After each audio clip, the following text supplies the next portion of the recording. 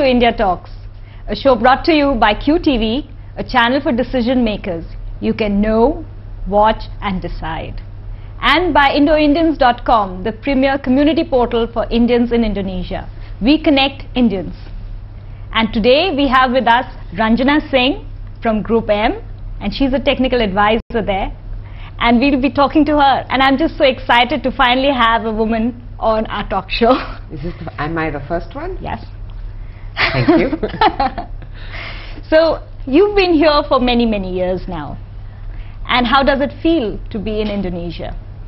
Well, it's obviously been wonderful. When we came here, which was in '93, it was actually for 2 years. The plan at that time was we'd be here for 2 years. And almost without realizing it, it's now over 13 years and we are still here and still enjoying ourselves. So it's been absolutely wonderful, I think, for all of us. You mentioned you got into advertising by accident. Yes. Sounds horrible, I know, when you think of people who know from the beginning what they want to do and where they want to get to. But yes, as I mentioned earlier, like you, I'd done my graduation in botany honors. Wasn't quite sure what I wanted to do. My father would of course have liked me to have gone into medicine, but then a close friend of mine mentioned this course that the Institute of Mass Communications was starting in Delhi in advertising. And now it's a very, it's a course people aspire to get I into. know. So it was, and I did start my B.Ed or Bachelor's in Education, and then this course came up and I got admission. And I think at that time or at that age, maybe we were very immature. It's like, okay, I'll try it, and I got into the course.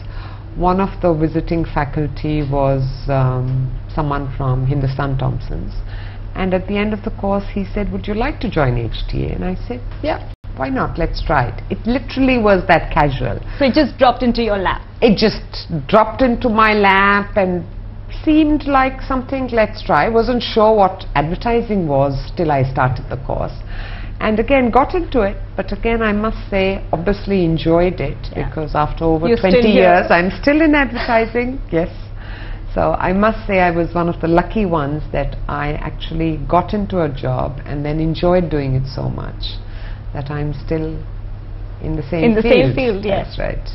How did you, when you moved to Indonesia, what did you think Indonesia was like? I had no idea what Indonesia was like. I mean, it just again happened coincidentally. I was sitting with the creative director of Contract, and my boss came in there and said, you know, there's this opportunity with our company in Indonesia and they're looking for someone and they've asked for help. And then said, but I have no one to offer, you know, because I don't think she would move, given that my son was just 3 years old.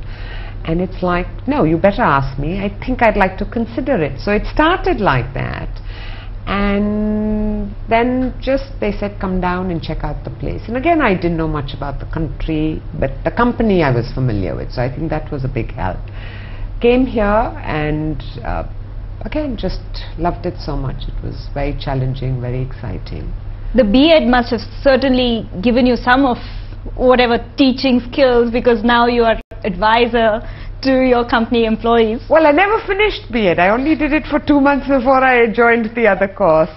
But yes, I mean, I think right from the beginning, or the company or the group that I work for, which is the WPP group, and Thompson's is also part of the group, is right from the beginning, one of the big focus that the agency and now this company has is on training. So I mean, I've received a lot of training as I've sort of grown, and now the focus is make sure that we train our people. So we do that quite intensely, I think.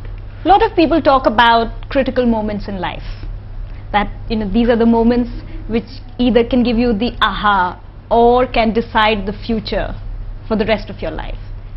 Any critical moments that you remember regularly that have happened?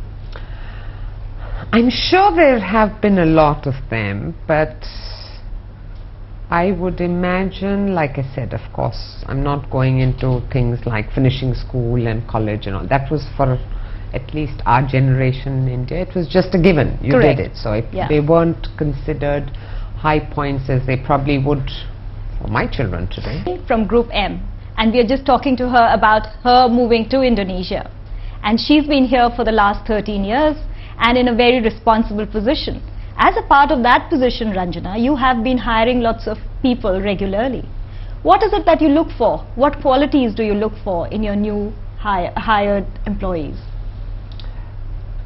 Some of it is to do, of course, with the background. Let's say if they are fresh graduates.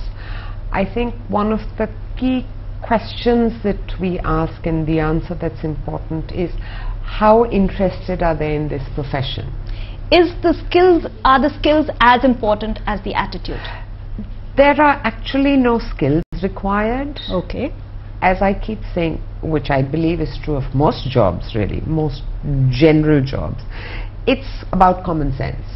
I mean, the skills can be easily taught in this case. In advertising, unless it's a very specialist field like creative or art or whatever. But in this case, really what I think helps the most is common sense.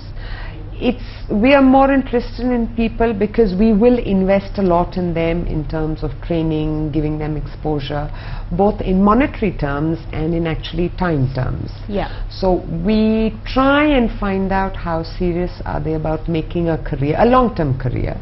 Not necessarily with us, because you can't control that, but at least interested enough in advertising and media to sort of stay the long run in this thing. And ideally would be passion for the job, but that I suppose is till they are in the job, till they've experienced it, it's difficult to get it from them or feel that they do have it. So when a person walks in for an interview, how do you know whether that person has common sense or not? You know, it's just sometimes it could be totally unrelated to the job. I mean, I still remember we were in our earlier office in Bapindo, and we had this trainee. He was a young boy and he was a trainee. He would work part-time with us.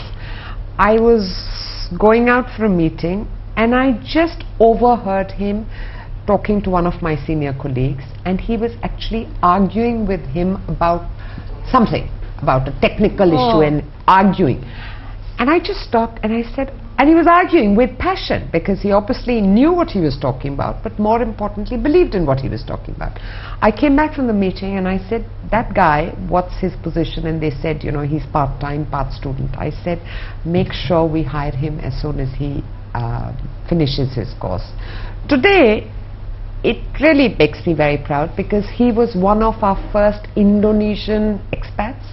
He's now working in our China office and doing very well. Wow. There. So like I said, it's normally these intangibles that really, it's like just hearing him debate something so passionately was like, this is someone who will be very good for the company. Yeah. So normally it's something like that, or something they may have said when you're just talking to them. I mean, it's very difficult to do a very, very structured interview because I mean, everyone comes prepared and they have their pat answers, but it's just something that they may slip or something that comes naturally to them, and you recognize hopefully and believe that it will come to life when they join you, is the passion or an attitude or a personality type that works out. Being a woman gives you an added insight into into your job profile. Do you think that? I would like to believe that. I don't know whether most of the males would agree with that or not. But yeah, I do believe, and I'm speaking very generally, it's not that men don't have it per se, but I think women tend to rely more on intuition, gut feel, which men could say is very unprofessional or illogical or whatever. But yes, I have always personally relied on that. And I think most times it has failed me, horribly sometimes. How about empathy? Empathy with the fellow co-workers or with the people you meet otherwise. Do you think that that's also a factor? That I do not personally, again, attribute so much to being a woman or a man. I think that's more with personality. I mean, I think I'm